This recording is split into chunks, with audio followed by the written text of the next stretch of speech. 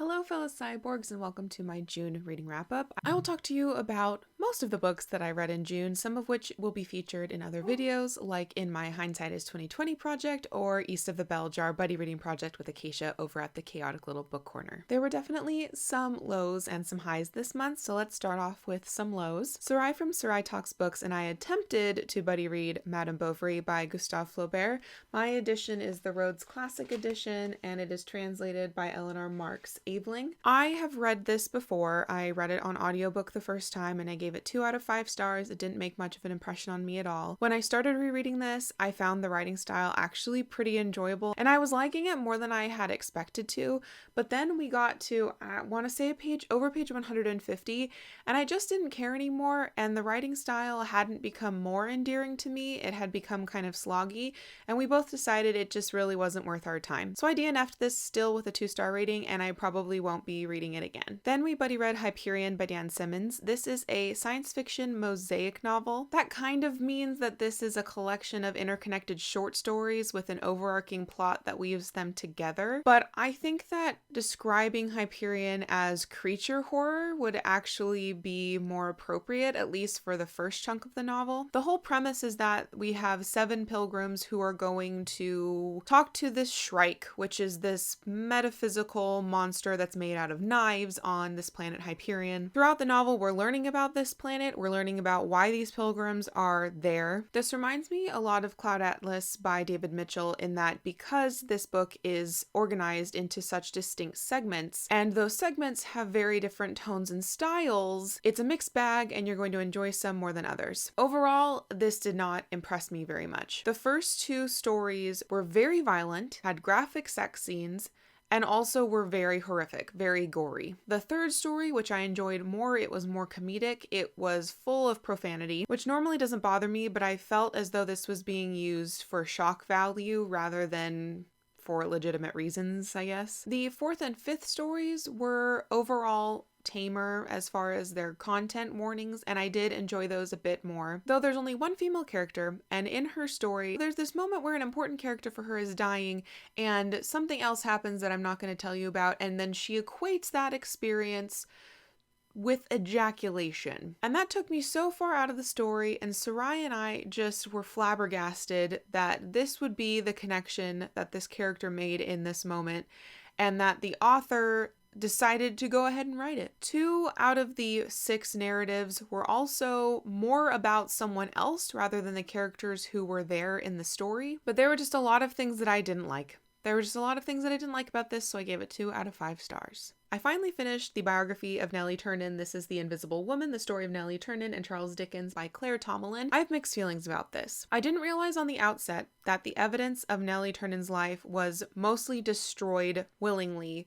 by Charles Dickens and then by his estate. So this is one of those biographies where we are literally trying to piece together the life of a person through very much fragmented information. I was hoping to learn more about Nellie Ternan as a person, know what her personality was like, how she came to be the mistress of Charles Dickens, what she thought about it, and unfortunately there's just not enough evidence to give me that sort of fleshed out biography that I was hoping for. And because most of the evidence we have of Nellie Ternan is through Dickens' papers, because Dickens' papers were the ones that were preserved, the ones that he didn't destroy himself. So Tomalin has to use Dickens to get information about Nellie Ternan.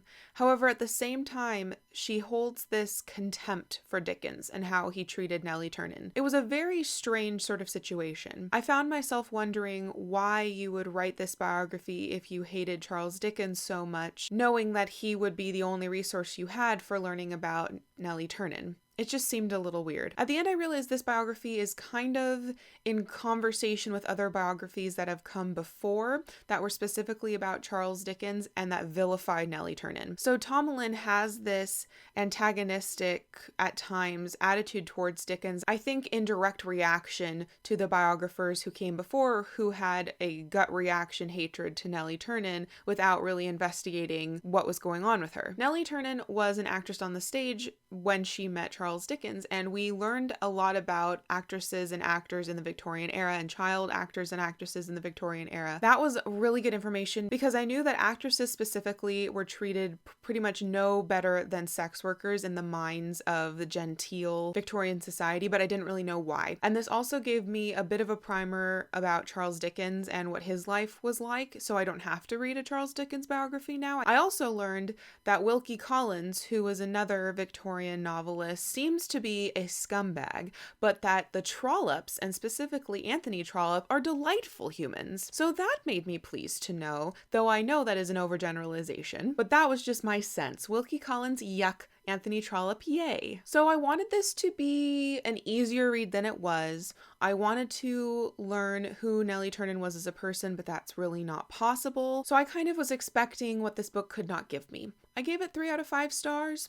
I learned things, it was enjoyable, but I don't think I'm going to be keeping it on my shelves, nor do I think I'll reread it, which is okay. I then listened to the audiobook of Speak No Evil by Uzodinma Iweala. This is the story of Niru, who is a teenage man with Nigerian parents, but they have immigrated to America. I believe he's living in Washington, D.C. He is best friends with Meredith, and at the beginning of the novel, you realize that Meredith has had a crush on him for ages, but Niru is newly coming to the terms with the fact that he is in fact gay. From there, we see how that changes Niru's perception of himself, his perception of his Nigerian identity, and his perception of religion. He's struggling to understand who to believe popular culture who's telling him that homosexuality is just another sexuality and it's just a way to live, or to listen to his Nigerian parents and their religious upbringing that says it's a sin. It's something that you need to practice working to shun and shut up in yourself. I really enjoyed the audiobook. It's narrated by 2 different narrators because the book is narrated both by Niru and Meredith at different times. And the Nigerian accents really helped me separate the characters and brought them to life as well. The way that Prentice Onayeme, who was the narrator for Niru's parts, also captured the language of Speak No Evil, made it feel really lyrical and poetic to me. My friend who I was reading it with thought that it kind of felt overdone and a little like teenage angsty poetry for her, but for me the way it was delivered in the audiobook really heightened my experience of the language. There's a dramatic shift in this book at about the 2/3 mark, I think, or it might be 3/4. And after that, we get some really interesting conversations about what racism looks like in America today and how white people, by just failing to do the right thing, can do like the most racist, evil things. Overall, I found Speak No Evil, for being such a short book, tackled some big issues with extra layers of complexity. I'm really impressed with how Iweala was able to pull that off in such a short novel. I don't think many people could have done that. So needless to say, I really enjoyed this. I really wasn't expecting much from this because I don't read a lot of YA. I tend to not like it in general, but I think I just have a very prejudiced idea about what YA is. So I gave this 4 out of 5 stars. I highly recommend it, and I would definitely reread it in the future. I also listened to the memoir, I'm Still Here, Black Dignity in a World Made for Whiteness by Austin Channing Brown. This was fabulous. I loved this so much. Again, this is a relatively short book. This one is only 4 hours on audiobook, narrated by the author herself, and she does an excellent job. For me, this felt a lot like a primer plus for people, white people, who don't know anything about race. She introduced to me a lot of topics that I was either completely unaware of or just didn't know the vocabulary for it. So for instance, tone policing, learned about that from Channing Brown. She touched on a lot of different struggles that Black people in America deal with today, but she did so not just superficially. I felt as though I had a foundational grasp of what these concepts were. I learned a lot, but also it was an easy read. It was well written, it flowed, it was easy to listen to large chunks of this at one time. And in fact, my sister was listening to this with me. She doesn't listen to audiobooks, she doesn't read books, she doesn't really read about race, but she really enjoyed this as well, and it also brought up a lot of conversations that were really helpful and meaningful for us to have. So at just that level, I'm incredibly appreciative for this audiobook. One aspect of this that I found really fascinating is Channing Brown is very proud of her religion. Faith is a huge part of her life, and she talks about how racism and faith intersect. I normally shy away from books that talk about religion because I'm not very interested in that, but I was impressed at how this was able to be a bit of a focus for her, but also she was never preaching to the audience and it didn't become heavy-handed. And it was actually some of the most interesting parts to this book for me. This was not something that I'd really thought about, and so I was introduced to the idea and I also learned a lot about it at the same time. I love this audiobook so much, but I am tempted to buy my own physical copy so that I can read it more slowly and so that I can digest the concepts a bit better. 5 out of 5 stars. I loved this. I then listened to the audiobook of How to Love a Jamaican by Alexia Arthurs. This is a collection of realistic short stories about the Jamaican experience and also the experience of being an immigrant from Jamaica. And though they are realist, there is an element of magic that pervades these stories, but in really subtle ways. Mermaids comes up in at least 3 of the different stories. In one, they are the toys that children are playing with.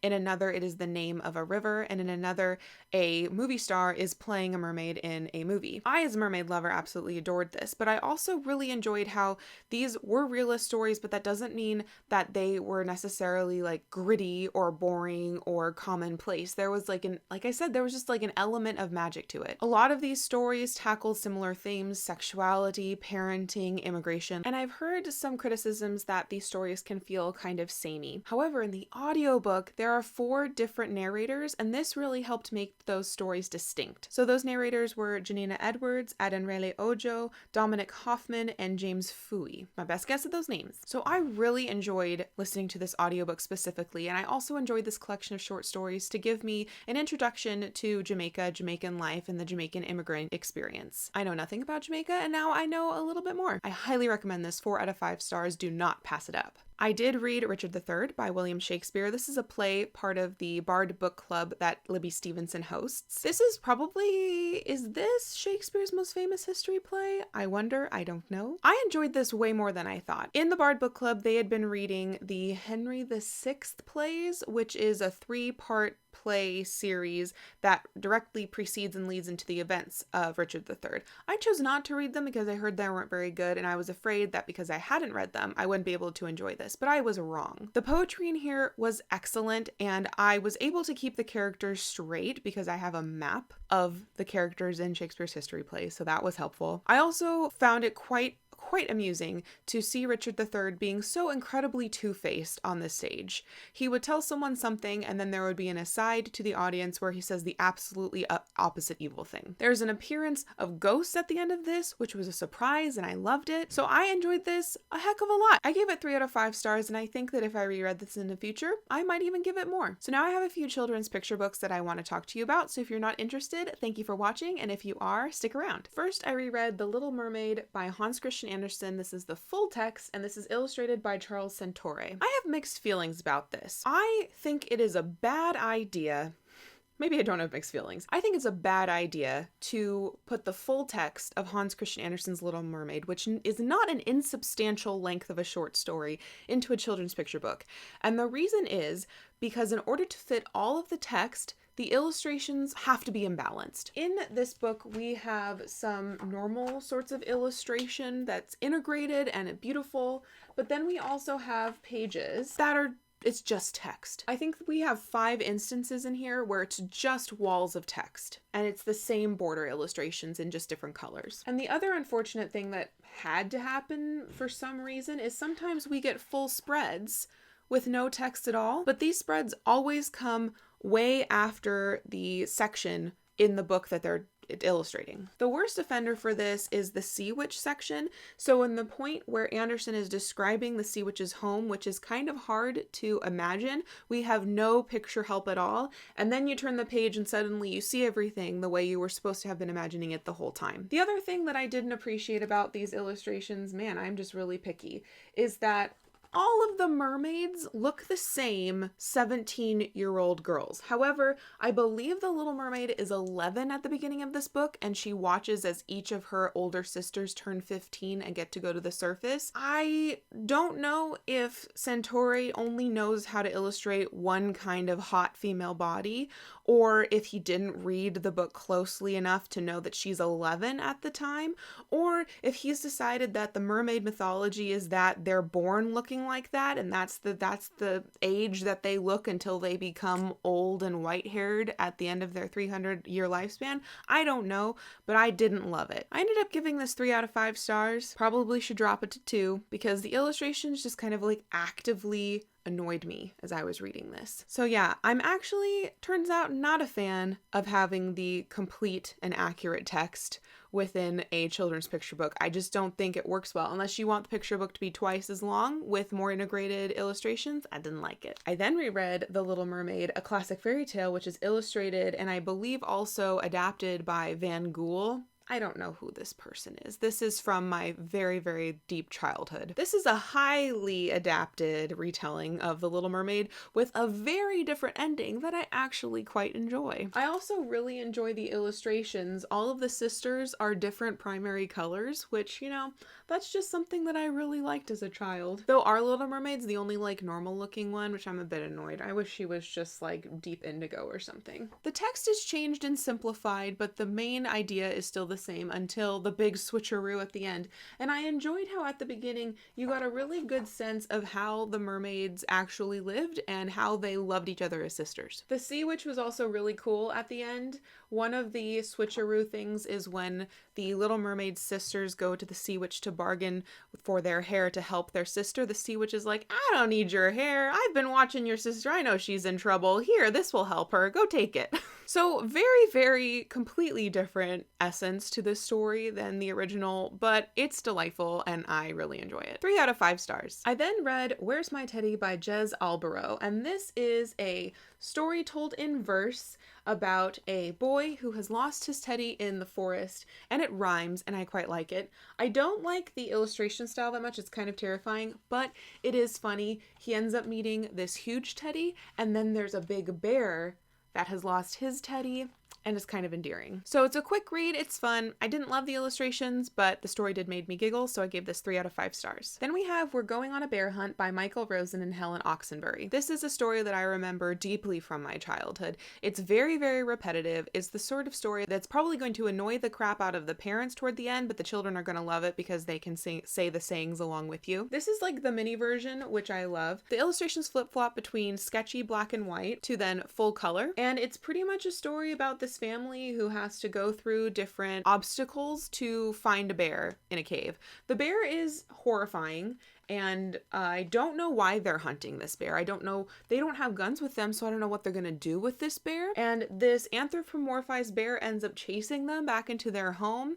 It's unrealistic, but it's endearing and it's part of my childhood. So I gave it 3 out of 5 stars. I then reread The Mermaid and Other Sea Poems, compiled and illustrated by Sophie Wyndham. So this is a kind of poetry anthology. It has poetry from, I'm assuming, mostly English writers, but I did not look this up. They just kind of seem English to me. So we have Ted Hughes, Jack Padalecki, I think he's American, I don't know, Lord Alfred Douglas. We also have Rudyard Kipling, Edward Lear, Lewis Carroll's in here, among other poets whose names I don't recall. So Wyndham chose which poems would go into here, and then she illustrated them.